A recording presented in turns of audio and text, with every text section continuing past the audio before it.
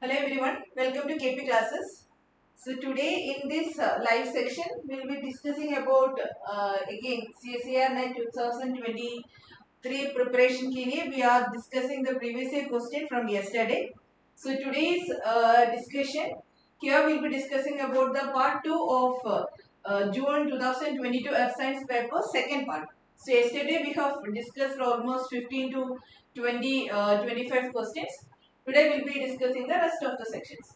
So when it comes to the rest of the sections, first question that we have to study. So yesterday we defined about long wave, Rossby waves also. So today on the in between we'll discuss about the Rossby waves bit detail.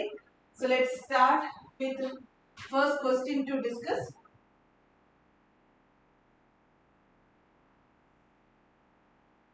So this is the first question. In the context of ecosystem biodiversity,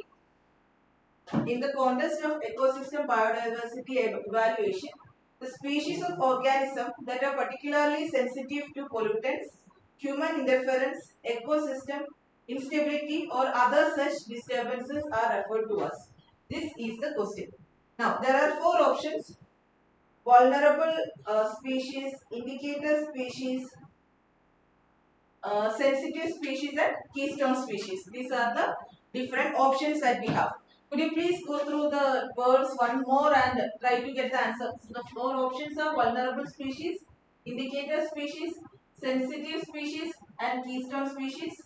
Question is, in the context of ecosystem, biodiversity evaluation, the species of organisms that are particularly sensitive to pollutants, human interference, ecosystem instability or other such disturbances are referred to as. Please go through the terms once.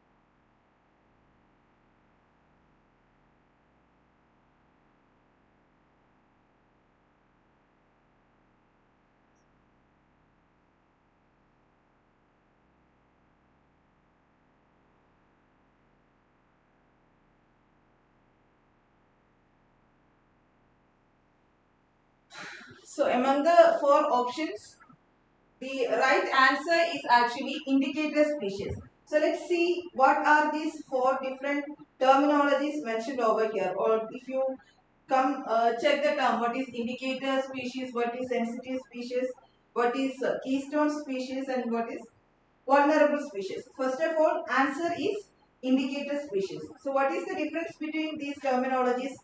Indicator species is actually if there is a small change in the environment because of any human activity or anything, any issue on the environment, because of that, this particular, if you look at the number of these species in an ecosystem or in a habitat, in an ecosystem, if you look at the number of these particular species, we'll get to know the changes that are happening in that particular ecosystem. Maybe because of the anthropological activity or because of some climate change, particular species, the population of species will be declined or completely wiped out.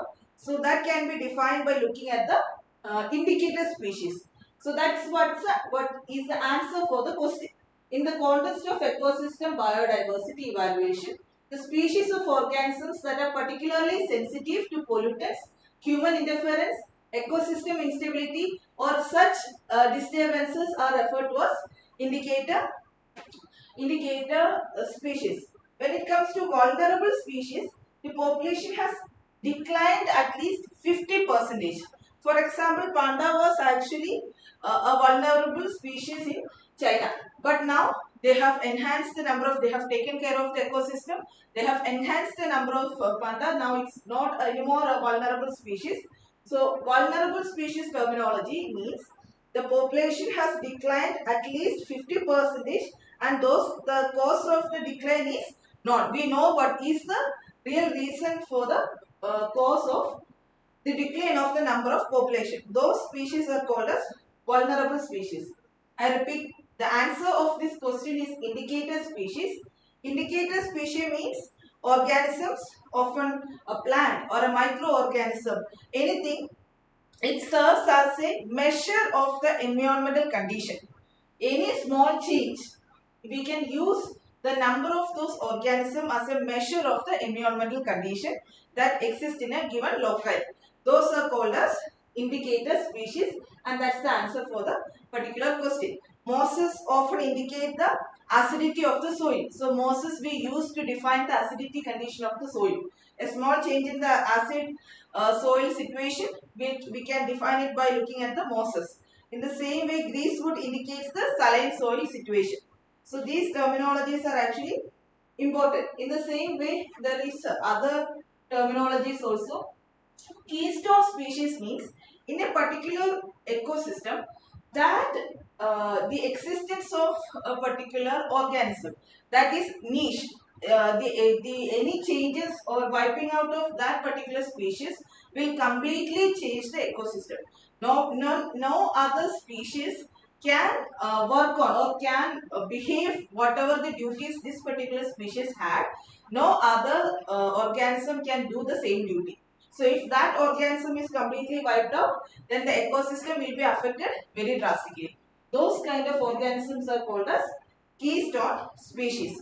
So I hope you understood all the different terminologies. I am looking at the live chat option.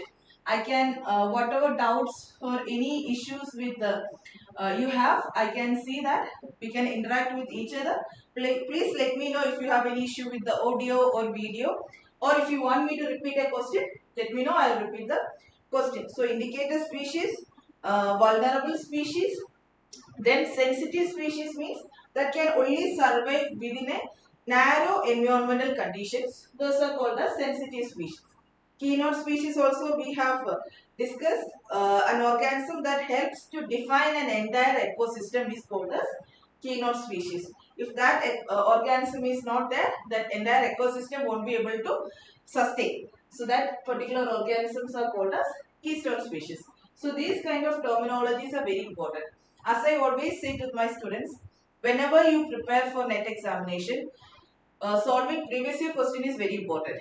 While solving the previous year questions, when you get a question and you get to see four different options. So these four options definitions are also very important. So you have to note down the definitions of other options, not only what is the answer or the details about that question. You should understand what are the options, what does it mean, and its details also. Okay, so let's go back to the next set of questions. In which of the following weather system the contribution of the Coriolis force can be neglected in the balance of force? So this is an interesting question. Tornado, tropical cyclone, monsoon depression, polar vortex. These are the four different options. So among the four different options, which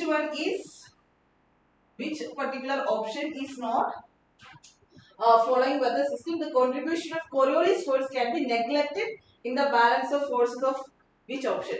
So answer is actually, can anyone get the answer? Tornado, tropical cyclone, monsoon depression, and polar vortex.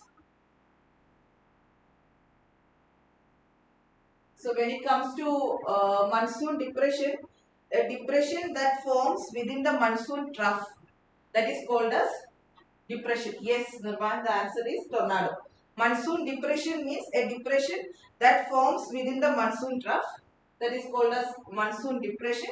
So it can be whenever there is a weak cyclone disturbances exist on the ocean, we call that weak cyclone disturbance or a low pressure disturbances on the surface of ocean as monsoon depression. So this is one of the weaker type of. It can grow into a tropical monsoon situation, but actually it is much more weaker than a tropical cyclone.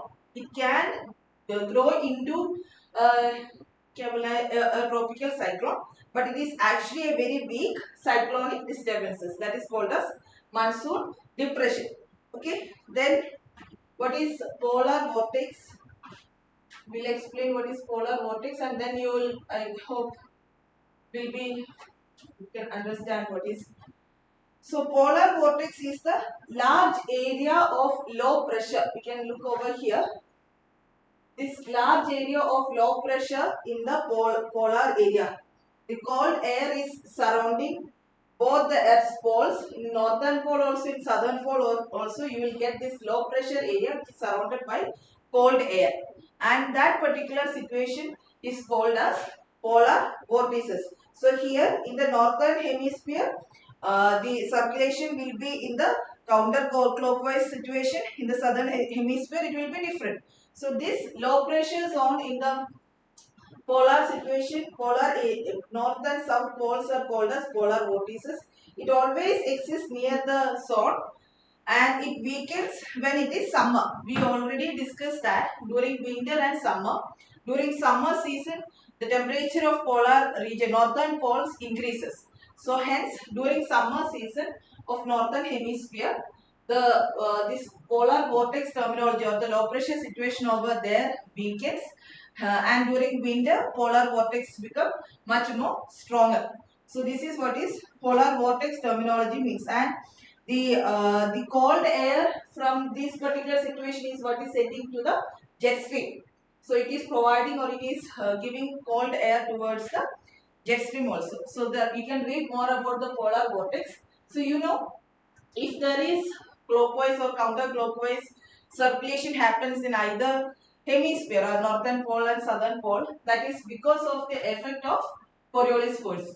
So whatever we discuss now, monsoon depression, if it is a cyclonic, weak cyclonic disturbances that is affected by Coriolis force.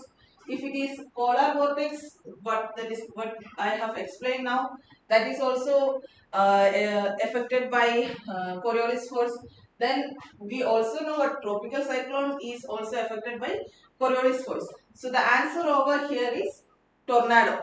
So when it comes to tornado, I hope you guys remember what is the real cause of formation of a tornado. So this is what we require. This is the setup different from the surface and in the different levels. These are the conditions required for the formation of a tornado. So at the surface, we required a cold front and a warm front situation over here. So and upon that, there comes the low level jet. Then there is cold dry air. Then there is a trough forming of low pressure trough which is left towards the this particular front over here. Then there is upper level jet forming at an altitude of 30,000 feet. So all these criteria combine together to form tornadoes. So at the surface we have an open wave, middle latitude cyclone is forming over here with cold dry air front formation over here, and the atmospheric stability should be unstable atmospheric situation. Unstable atmosphere is required or it is essential for the formation of tornado. So the presence of the requirement of or the formation of tornado or the energy requirement for that, the forces required for the balance can be, we can neglect the Coriolis force over here for the tornado formation. Next is identify the type of mass movement happening over here. When it comes to the mass movement, this you can see the picture. Can you see the picture? So they have this is the picture mentioned.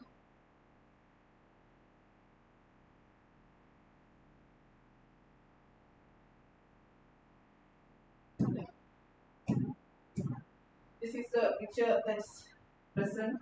So when you look at the picture, you have to choose what is the type of mass movement depicted in the picture. That is the question. So when it comes to the conception of mass movement, different types of mass movement. First, let's see the options.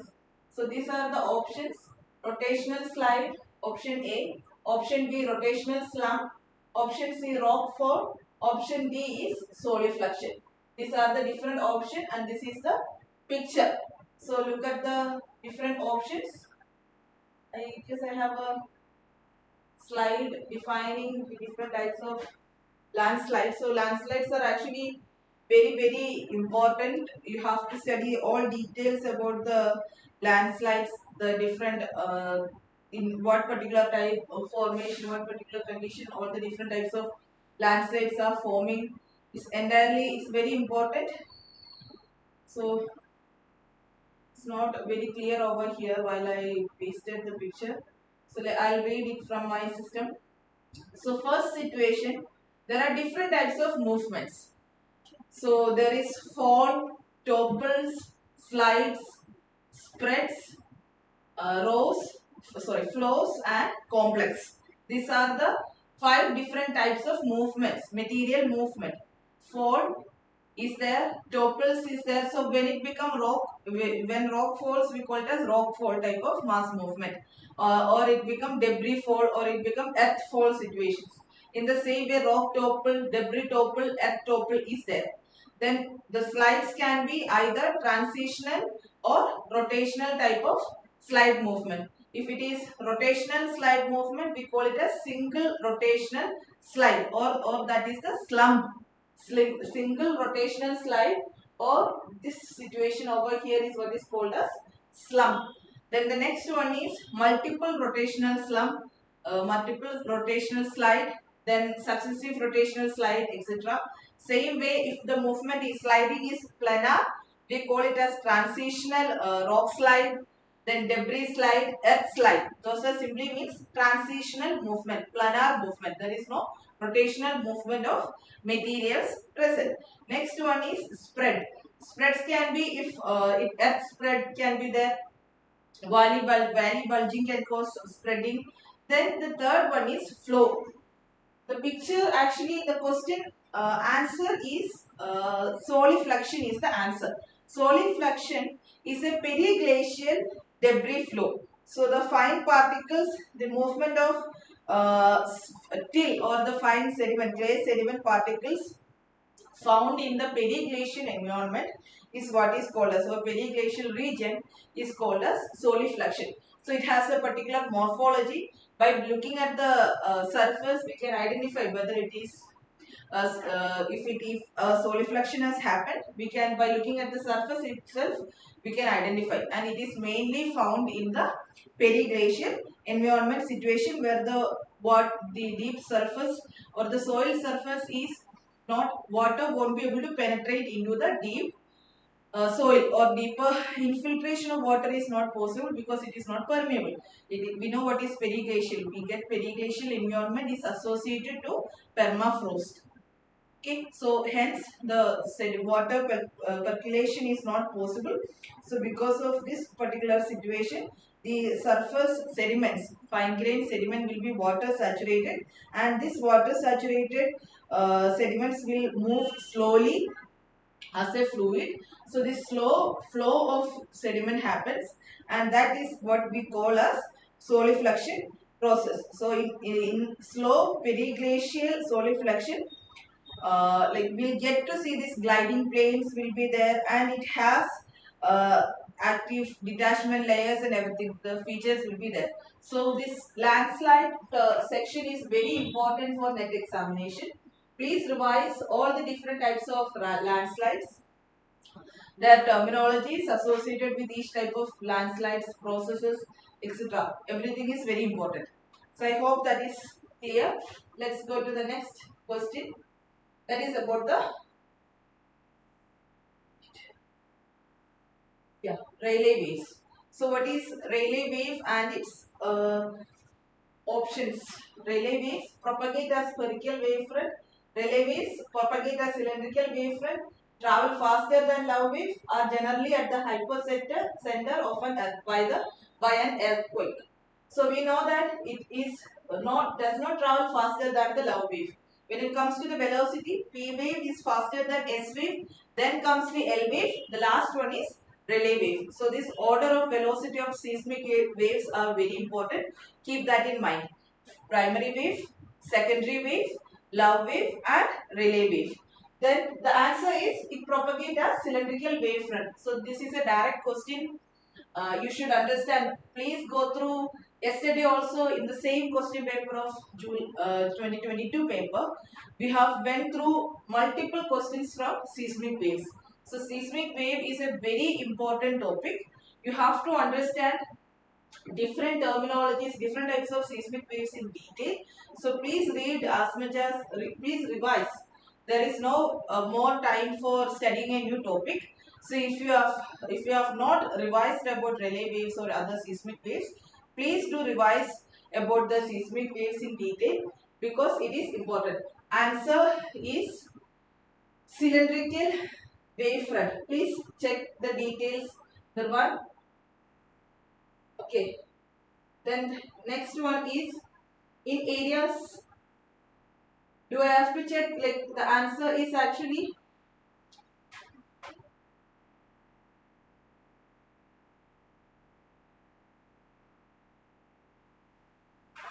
yeah, the answer is cylindrical wavefront only.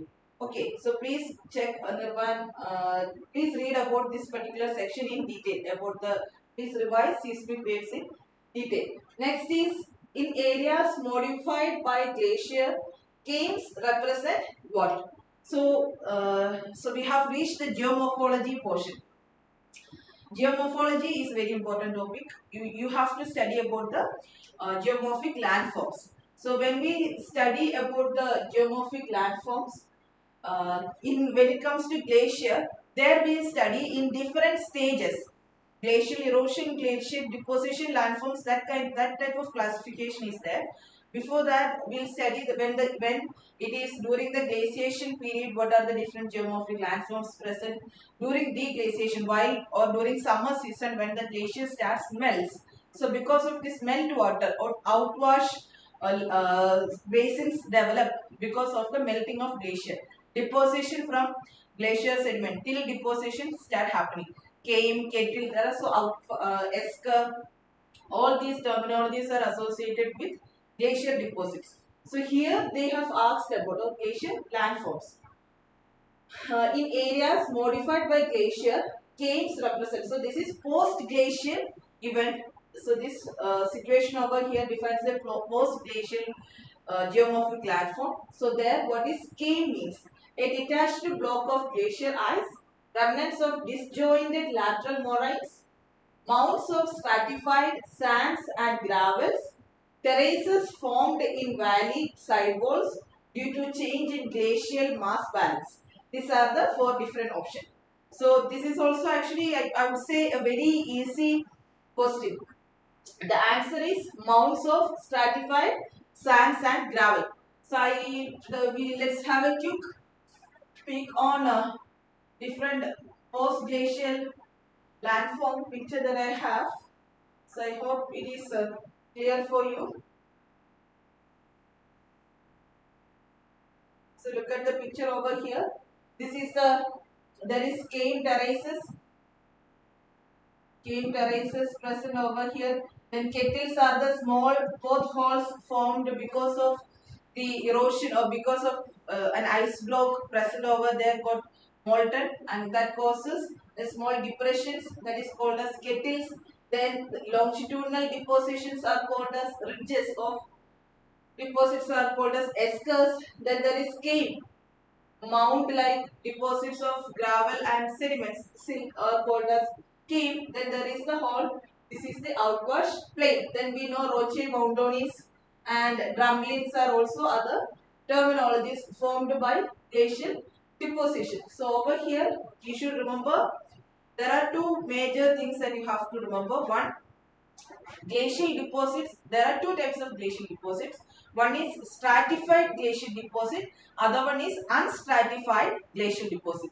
So which are the stratified glacial deposits? Why, how can it become stratified, and why are there unstratified glacial deposits exist?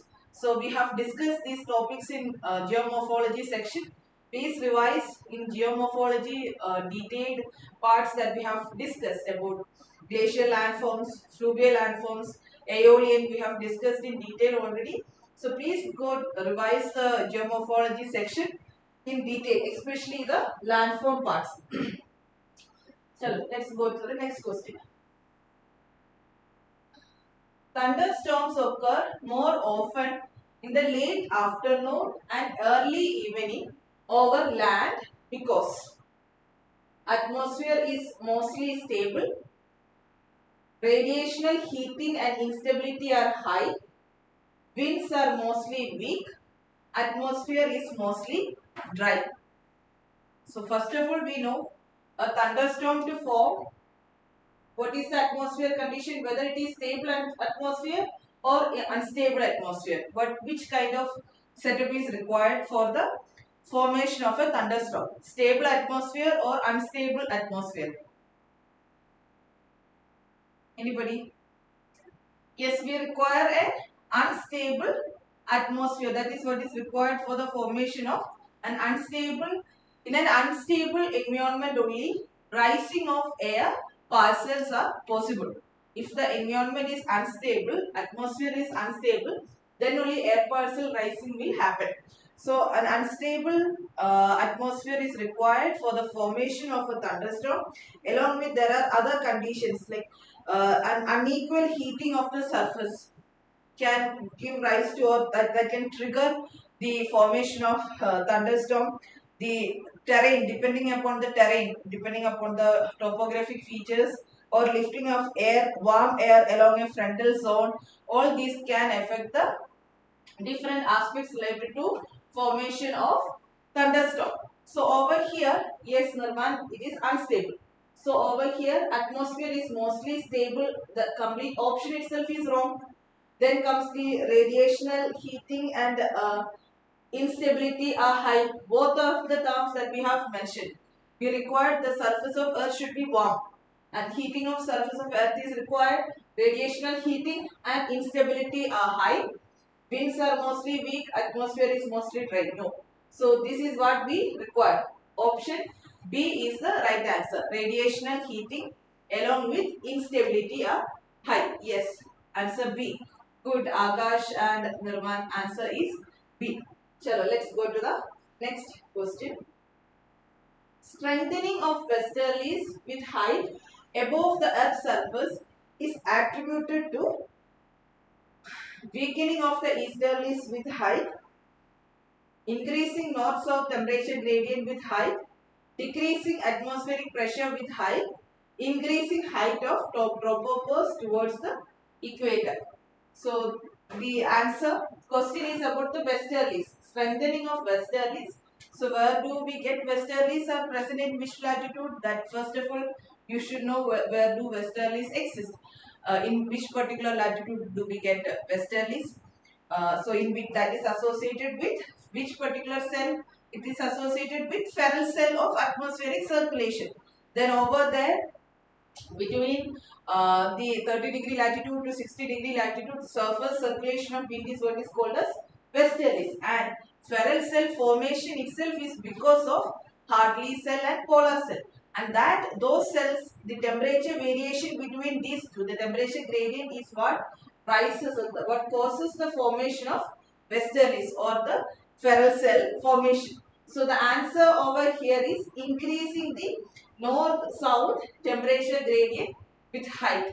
That is what strengthens the westerlies. So strengthening of westerlies with height above the earth's surface is attributable to increasing north-south temperature gradient with height. These kind of questions, if you feel like the options are confusing, you can keep that for the later stage after finishing almost all the paper. If you require more answers, as we know, there are options in net paper out of like 50 questions, 25. In this way, there are options present. So if you need to do more questions to finish the entire, like to reach the maximum number of questions to be attempted, you need to write more questions at that particular stage. In that situation, you can come back and go through the options again and again. Try to understand the option, then you will be able to get the answer. Because we have learned all these topics, so even though the words are confusing and language is bit tougher, please read the questions, read the options again and again. We'll be able to get the answer. So let's move on to the next question. Which of the following is not a zonal soil? Which of the following is not a zonal soil? So for that, you should know what are the different types of soil. Means there are three different types of soil. Let me explain about that bit. So there are, when you divide the soil, variation of the soil texture, pH value, color, structure, consistency, or on the basis of its maturity, on the basis of the maturity of soil, we can divide the soil into three broad groups. So first one is zonal soil. Then obviously there should be an azonal soil. Then there is intrazonal soil. These are the three different categories of soil on the basis of their maturity. On the basis of the maturity, we can divide soil into three different categories. First one is zonal soil, azonal soil, and intrazonal soil. Zonal soil means the one that has attained full maturity. Soils that have attained full maturity are called as zonal soil. Full maturity has attained already. Maturity has attained. Those are called as zonal soil. Azonal soil means those are formed in the recent age and they are not mature. So they do not have a developed soil profile. So I hope everybody knows what is soil profile and the terminologies associated to that. And they have not undergone any climatic or biological actions for a longer duration. And those are called as azonal soil. Next one is intrazonal soil. Intrasoil soils are half matured soils. Half mature. So they have formed under an inadequate drainage which produces some alkalinity, salinity accumulation. Alkalinity, alkaline or salt accumulation has happened and that is formed between the main belt of zonal soils. Those are called as interzonal soil. So I hope you have got an overall idea. There is much more detailed version is there. If you have time, if you are well revised about the whole part of geology, planetary science and oceanography, atmospheric science sections, so if you have time you can go through, you can read more detail about the classifications and their example.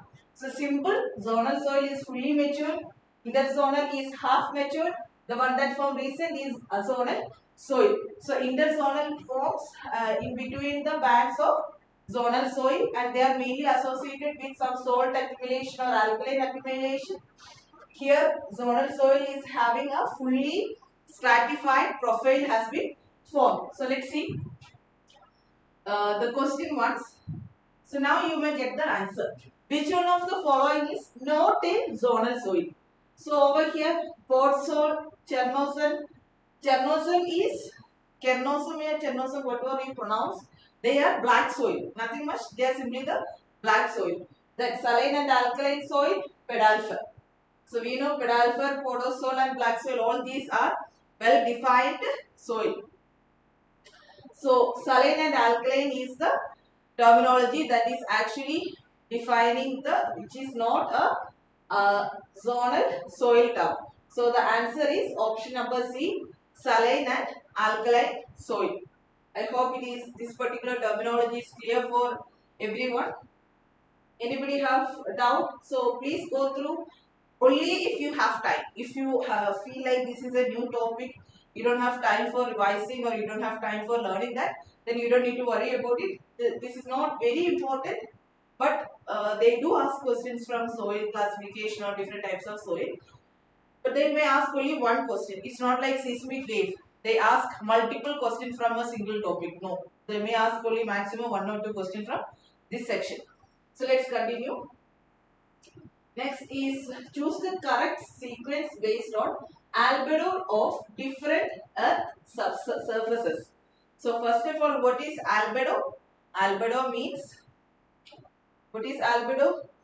Everybody, I hope you guys know what is albedo. What does it mean?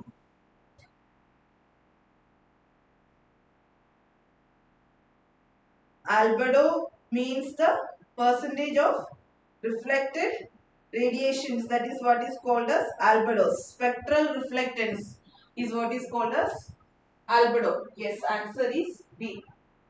Good, guys. So what is the albedo terminology over here? Albedo means spectral reflectance.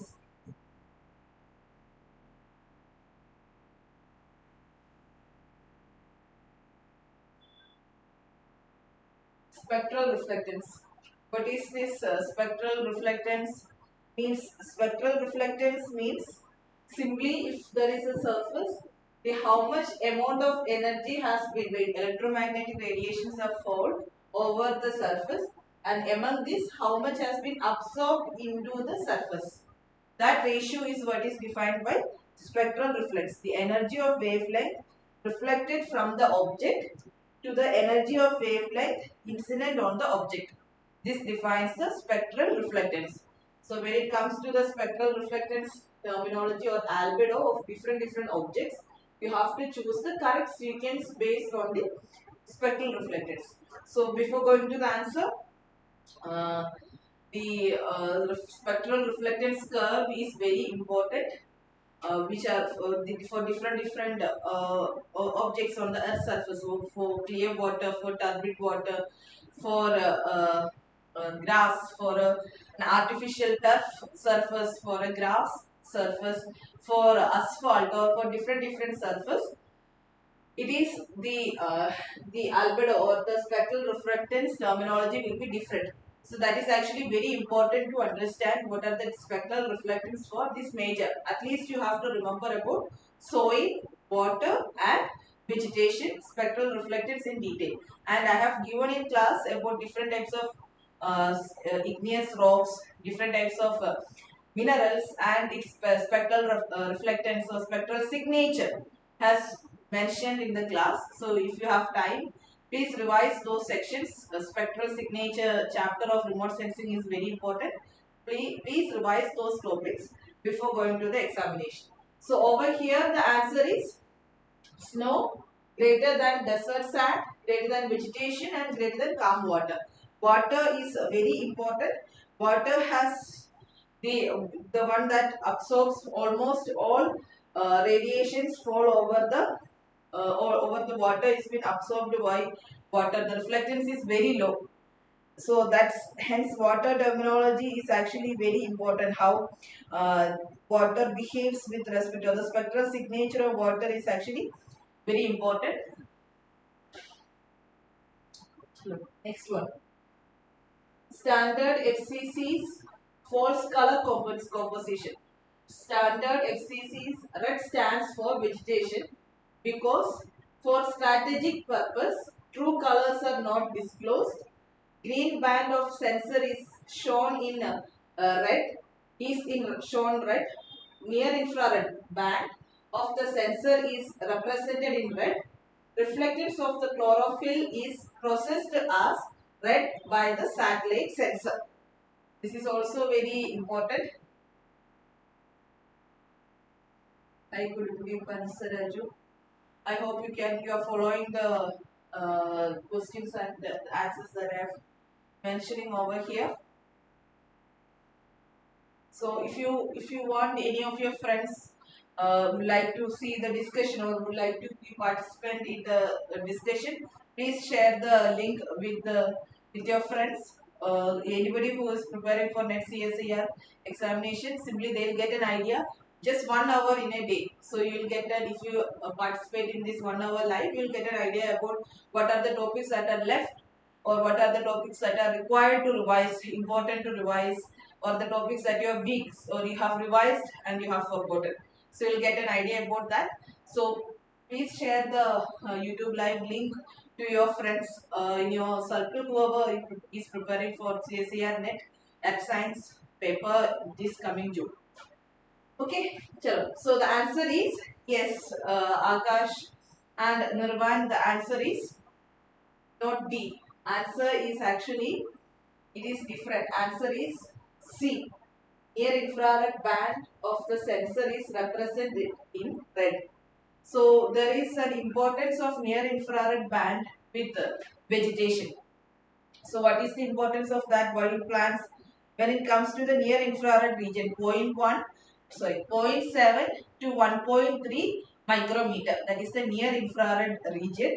So that particular spectrum or that particular region, the reflectance of vegetation is much higher. After 0.7 micrometer, reflectance of vegetation dramatically increases.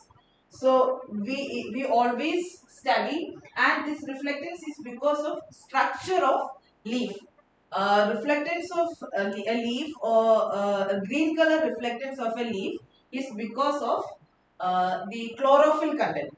So we cannot rely on green color reflectance of a leaf much, because we know chlorophyll content depends upon the season. Chlorophyll content may change with different types of plant, it will be different. So infrared penetrates the palisade cells of leaf, and so hence, because of the leaf structure, because of the structure, this infrared reflectance is higher in leaf pattern. So we can study much more detail, and this reflectance, spectral reflectance of infrared color is much higher than green color when you compare in a particular leaf.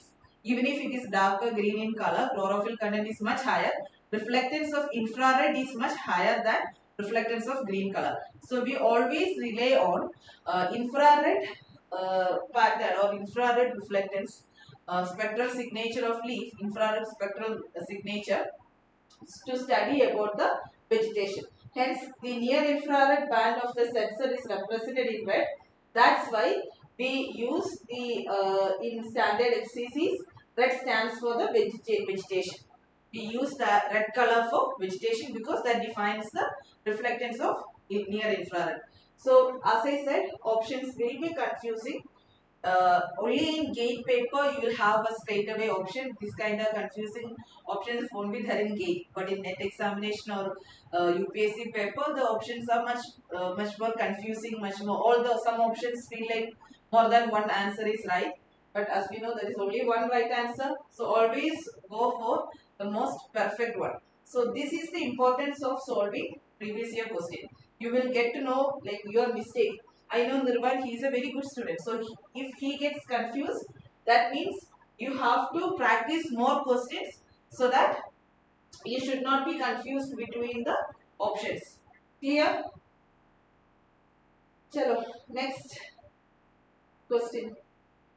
Which of the following is not an example of isomorphic mineral pair? See, there is an easy question coming. Comparing with whatever we have discussed, this is very easy. Isomorphic mineral pair, which is not an example of isomorphic mineral pair. Pyrite and marcasite, rutile and pyrolusite, calcite, siderite, barite and hydrite. Among the following, which one is not a pair of isomorphic?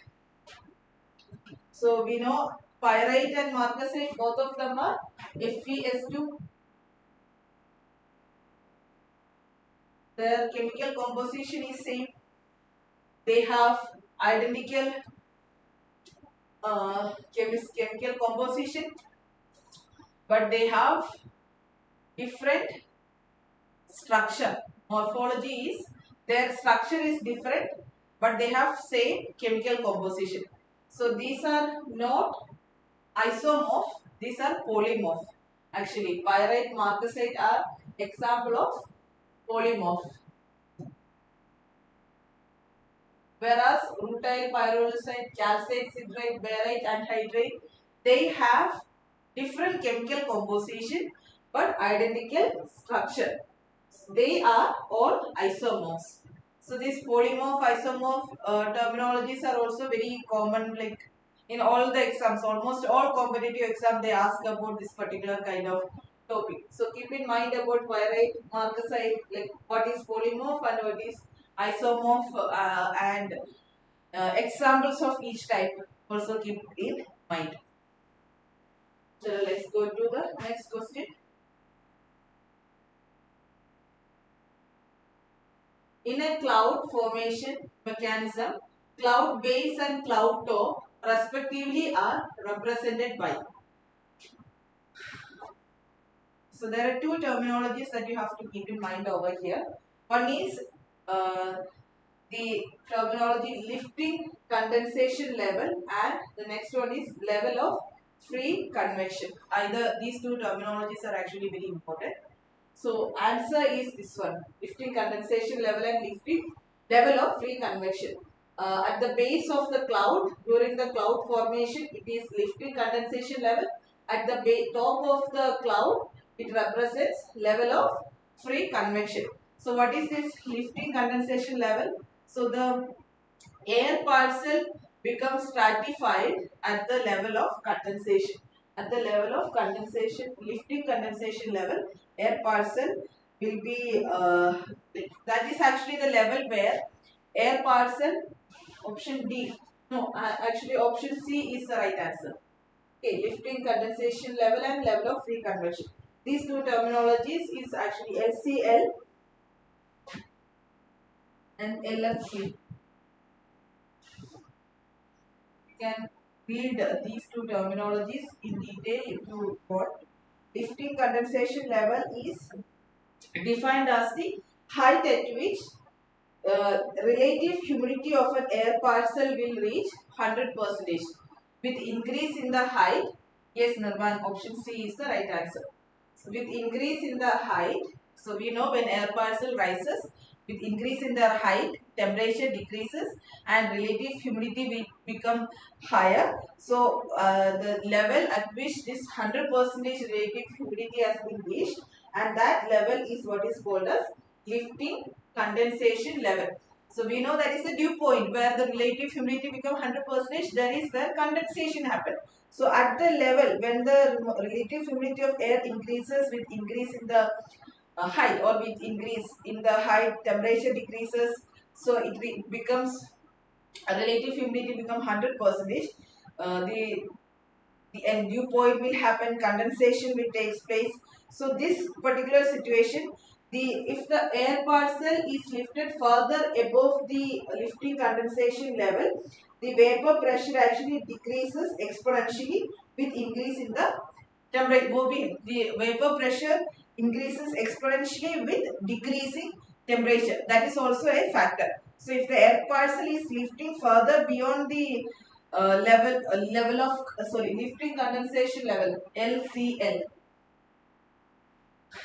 at that particular situation, water vapor in the air parcel will begin condensing and forming the cloud.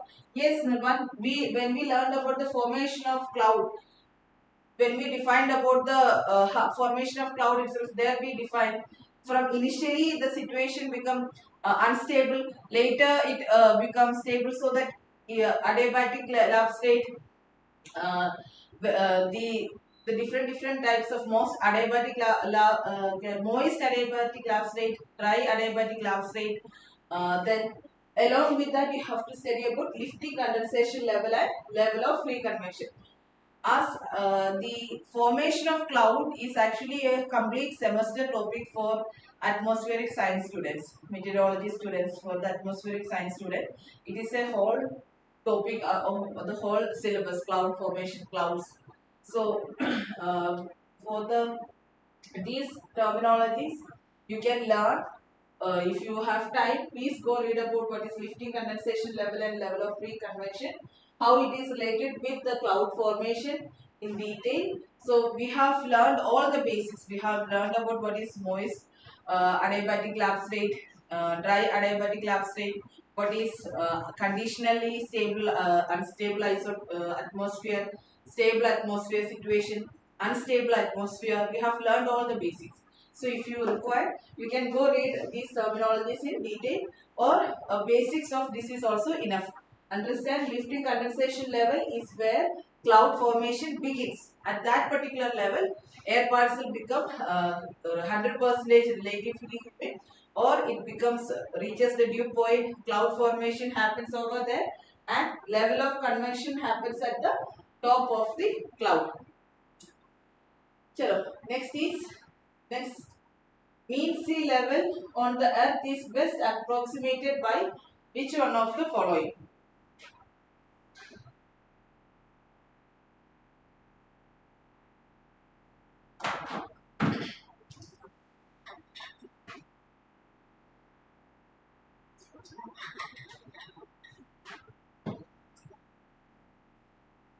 Which one of the following defines the mean sea level?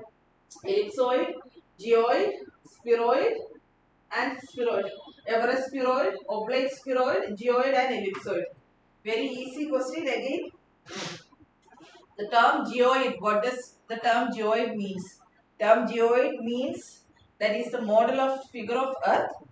The planet's size and shape coincides with the mean sea level. In that particular case, on basis of the mean sea level, we have defined the shape and size of the planet, and that shape and size is what is called as geoid. So geoid terminology is actually very important.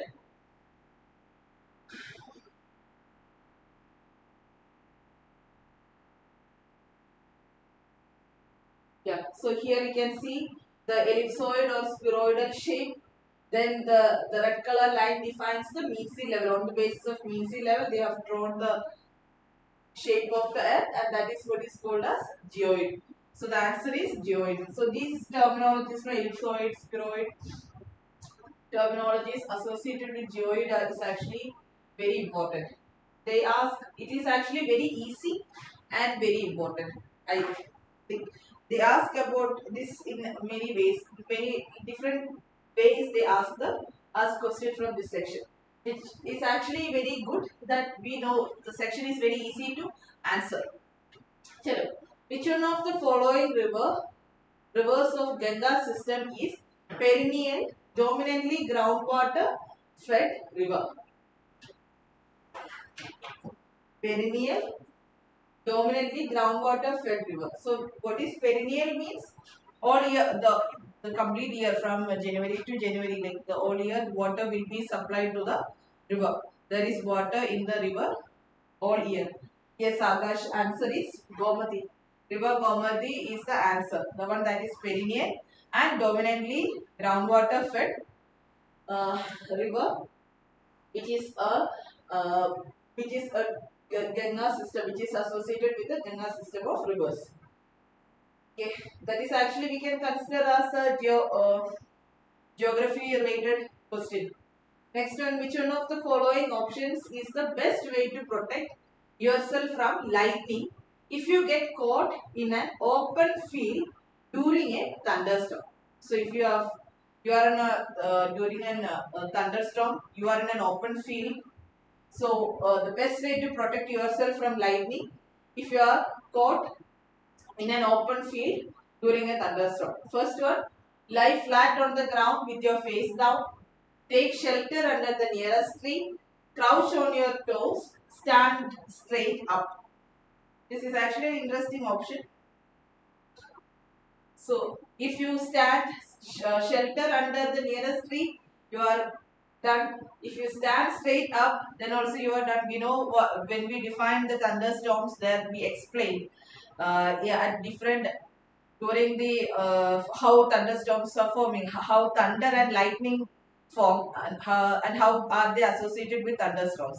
So while we define the thunder and lightning, there we explain least when the charge difference between Earth's surface and the cloud they accumulate with the least distance. So when I stand straight up, the distance between the cloud and the Earth's surface has decreased.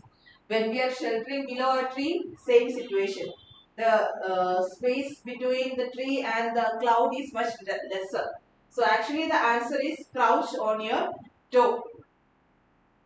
Option A and C. Actually, this position is called as lightning crouch.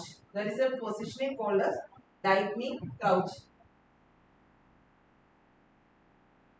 Lightning crouch. Lightning crouch means like we have to crouch position. You have to sit, keeping the feet much closer, and you have to cover your hands on the ears. Like you have to cover the ears and bend down. This situation you have to sit and you have to keep your toes much closer and bend the toes also. So that situation is called as lightning crouch. Answer is C. So maximum here no when you lie down the surface area is increasing. So that's why we have to bend down the toes also. Like you have to decrease the space maximum decrease the protruding area actually. If you are lying flat on the ground with your face down, that is also a dangerous position. You have to sit down, not sit down, you have to sit in the crouch position, keeping closing your ears and bend the toes, keep your head down. That situation, that's the only way to save yourself from lightning if you are caught in a thunderstorm. Chalo, which of the following meteorites are compositionally and texturally similar to terrestrial basalt? Iron meteorites, carbonaceous chondrite, enstatite chondrites, achondrites. So while we were discussing geochemistry in our section, we discussed about all the different types of meteorites in detail, and there I have explained about the composition also in detail. What is iron meteorite, carbonaceous chondrite, what is chondrite and achondrite, what are the different types of achondrite, what are the different types of chondrites in detail. So achondrite is actually, answer is achondrite. So what is the speciality of achondrite? They are stony meteorite and they does not have chondrules in it. That's why we call them as achondrite. And they consist of materials similar to terrestrial basalts or plutonic rocks similar to basalt or gabbros and everything. So answer is actually achondrite. This is a very direct, very easy question. If you know the basic definition of achondrite, you will be able to answer. So basic definition of achondrite is what we require. Chalo, let's go with the next question. Development of Earth's tidal bulge on the opposite direction of the moon is best explained by. So in the recent section of oceanography, we discussed about tide formation. So there I have told that the formation of tidal bulge is on the either side, zonal, so the nadir side and zenith side. One is closer, the closest point of Earth's surface to moon, and the furthest point of Earth's surface to moon. That is nadir and zenith points on the Earth's surface. So when we discuss that, there I explained about the forces that are causing the formation of tide. So here they have asked about the tidal bulge on the opposite direction of the moon, and that is developed because of which particular force? Coriolis force, centrifugal force, gravitational force and centripetal force. This is also very easy. Nirvan, think once more. I will not answer, just once again. Think a bit. Bulge on the either the opposite side of the moon.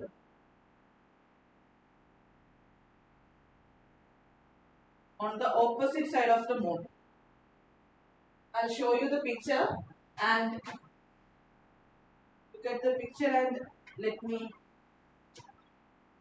So this is a resultant force that result in the ocean tide. We have yellow color moon on the board and this is the blue color earth over here. So there is gravitational force and centrifugal force.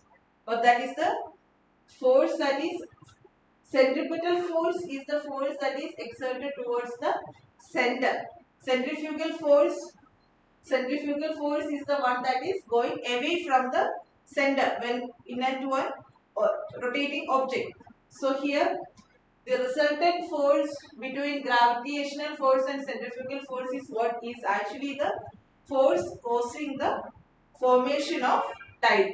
So over here we can see at this particular situation bulge is because of centrifugal force. Okay, so this we have either on the either side of the earth there are two tidal bulges. So opposite centrifugal force and the lunar gravitational pull on in this particular side. So it is centrifugal force. Please don't get confused. Tides are very important section. At least 1-2 questions do come from this single chapter. Please revise tides, tide formation forces, different types of tide, a lunar day associated with lunar day and the duration of a spring tide, what is leap tide, what is spring tide, what are different diurnal tides, mixed tides, semi-diurnal tides. All those terminologies are very important. Please go through the terms associated with the tides and revise them. If you are have not learned about tides, then please don't waste time. If you are if you have an idea about tides, please revise those topics which are very important. Now, if the mantle were richer in iron than the present, then its gravity and magnetic fields would be the same as the present. Gravity field would be the same, but the magnetic field would increase. Gravity field would increase, but the magnetic field would the same. Gravity and magnetic fields would increase. So the question is, if mantle were richer in iron than the present. So in mantle, we know now inner core and outer core is having all the hydrophile elements are present over there. The iron loving elements and iron alloys, everything is present in the core. So if core instead of core more iron is present in the mantle, how it would affect on gravity and gravity related terminologies and the magnetic fields. Please answer.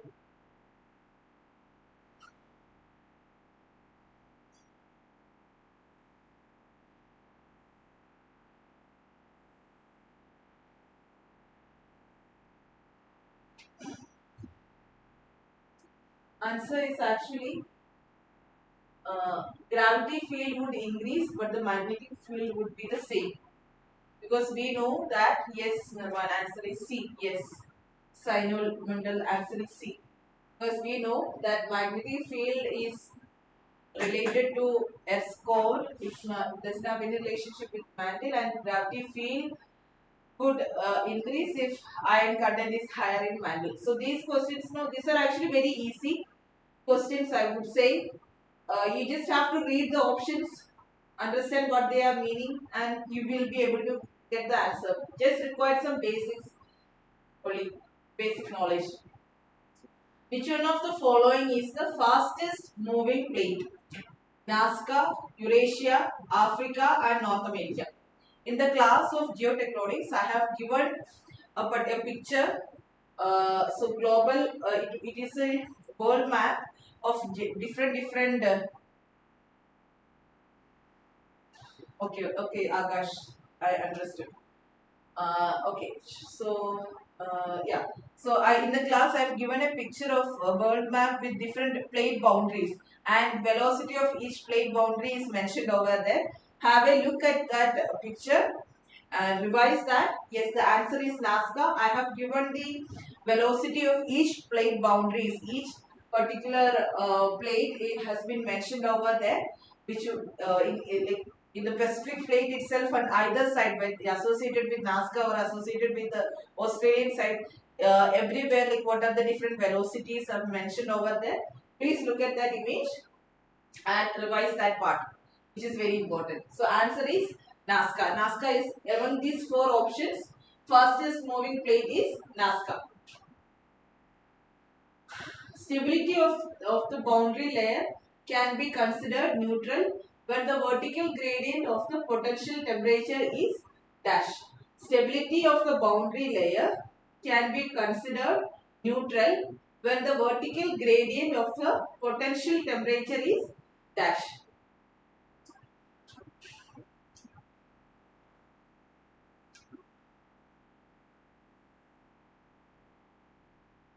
Answer is C, 0. Stability of the boundary layer can be considered neutral when the vertical gradient of the potential temperature is 0. This is actually a statement. So, associated with the terminologies that we have discussed also actually. So, you can revise the cloud chapters that we have discussed. Choose the correct combination of the process that contribute to the global sea level rise. Another easy question. Correct combination of the process that contribute to the global sea level rise. which is the answer. Arctic sea ice melt, sea surface warming, warming of the ocean, land ice melt, Antarctic and Arctic sea ice melt, underwater volcanic eruption and earthquake. So all among all these options, correct combination of the processes that contribute to the global sea level rise. So among the everywhere there is two options are there. So among this one, which one the correct combination which causes the global sea level rise? Yes, Nirvan, d theta by dz is equal to 0. Opposite option B, warming of ocean. Yes, it's land ice melt. What happens when ocean temperature increases? When sea surface temperature SST increases, because of that particular situation, more amount of cyclones formation happen. The volume of water increases. So many processes takes place with increase in the sea surface temperature. Same way, when land ice melts, more amount of water is added to the system or into the ocean, hence that also causes sea level rise. So option B is the right answer, warming of the ocean and land ice melt. Kepler's third law of planetary motion is represented by which one of the following expression? Kepler's law is very important. Kepler's law you have to study. This is here they have asked about the third law. You should know about the Kepler's first law and second law also. Understand the three different Kepler's laws. First law, second law, third law. Might have mentioned in the planetary science. Yes, it is mentioned in the planetary science class. So this is actually very important. Sea surface temperature is actually related with very different climatic conditions. For the formation of tropical cyclones, sea surface temperature is a matter. Higher the temperature, the more uh, cyclones form. When the sea surface temperature increases, volume of water also increases. That will also give rise to increase in the sea level rise. So this sea surface temperature, you can read about SST, sea level, sea surface temperature. So increase in sea surface temperature is actually a very important factor in all different types of climatic features or weather related uh, associated with all different types of weather formations. Okay, and hence sea level rise also. This SST increase can also cause coral bleaching, can be affected by sea surface temperature increase, because we know corals cannot live there is a temperature required, like minimum 18 degrees Celsius is there. If it goes below that, corals will die. If it is greater than 30 something temperature, that will adversely affect the formation of the coral reefs. So the temperature should be in between these two terms. So when the sea surface temperature increases, that will affect the corals also. Okay, now answer is B. Yes, this is what is defined by Kepler's third law. The orbital period, square of orbital period is directly proportional to cube of semi-major axis of the planetary orbit. I am not discussing Kepler's law 1 and the second law and first law. So, first law talks about the eclipse, every planet orbit about the sun in an eclipse. Then second one defines about the area and the time interval terminologies. Please read about Kepler's first law, second law, and third law, which is again very important. They ask about this section every year. Yes, option B is the right answer. Which one of the following is an example of embedded sand dunes? Again, another important topics for net examination. Sand dunes. Sand dunes are very important. Every year they ask two, three questions. Two questions to minimum comes from sand dunes. I guess this is their favorite topic. So here they have asked about embedded sand dunes. So we know there are two different types of sand dunes are there. Free sand dunes and embedded sand dunes. These are the two different terminologies associated with sand dunes, or anchored sand dunes and free sand dunes. Transverse, linear, star, Barkan, all these are free sandstones. They does not require any vegetation or topography is not required, or any anchoring is not required for the formation of a dune. Whereas this anchored dunes or impeded dunes required a topography or a vegetation is required for the formation of an anchoring is required for the formation of dune. So examples are echo dunes, lee. I have a picture of that. So here the answer is, let's give the answer. Parabolic dune is the answer. Yes, the option D is the answer.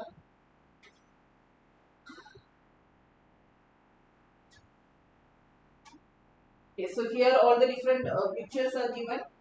So this is the dunes required around an obstacle. The four dune, lee dune formation. There is single lee dune is there. Then different types of echo dunes are also associated with anchor dunes. Then this is the four dune and double lee dune situation. This is the single lee dune formation because of an obstacle. Then comes the lunate dune, Napka dune, parabolic dune. So all the terminologies are very important. Understand what is the relationship between parabolic dune and vegetation, shape of parabolic dune, in which direction the arm is opening, whether it is opening towards the upwind direction or whether it is opening towards the downwind direction. The arms of parabolic dunes opening upwind. So that is very important. You can see this is the arms. They open in the upwind direction. We goes in this particular direction. So parabolic dune, different types of dunes, whether it is anchor dune or free dunes, their wind direction and morphology is very important. Then you have to study about, if it is free dunes, then you have to study about the different wind direction and sediment supply.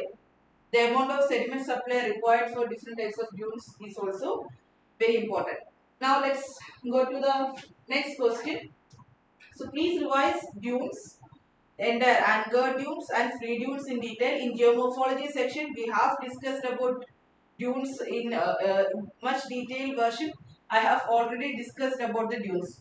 So please go through the section. Revise dunes part. Longest mountain chain on the earth: Himalaya, Mid-Atlantic Ridge, Andes and Alps. Which one is the longest mountain chain? So which one is the longest? Very easy.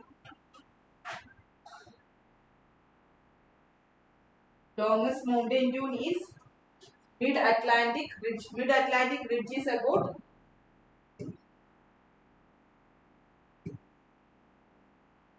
this is the length of Mid-Atlantic Ridge, 16,000 kilometer long.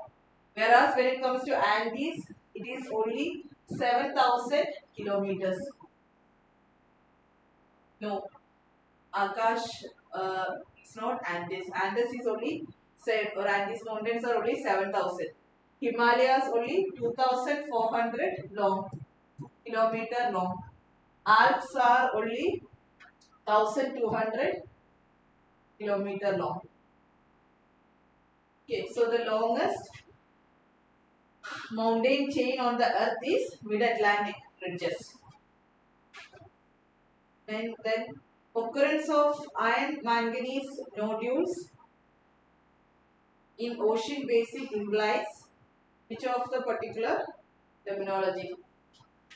We'll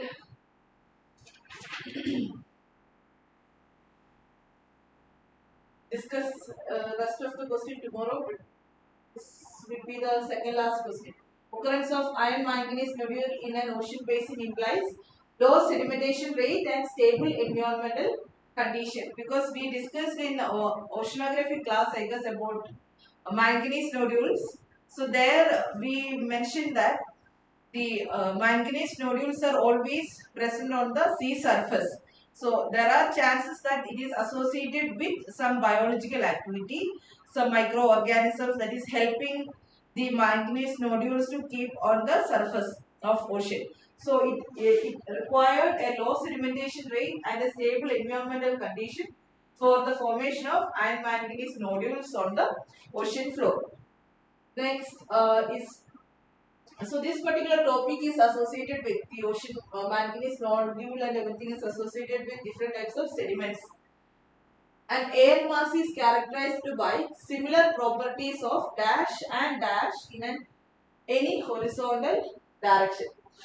Air mass is characterized by similar properties of which terminologies in any horizontal direction. Which one should be? It is temperature and moisture. Horizontal direction में similar properties of temperature and moisture is required. And air mass is characterized by similar properties of temperature and moisture in any horizontal direction. Okay, so that's for today's section. So we'll be discussing the rest of the section questions tomorrow. So as you know, we KP classes provide GATE, NET, GSI, IIT JAM coachings for geology aspirants. For NET examination, we'll be teaching about oceanography. We'll be teaching about climatology part.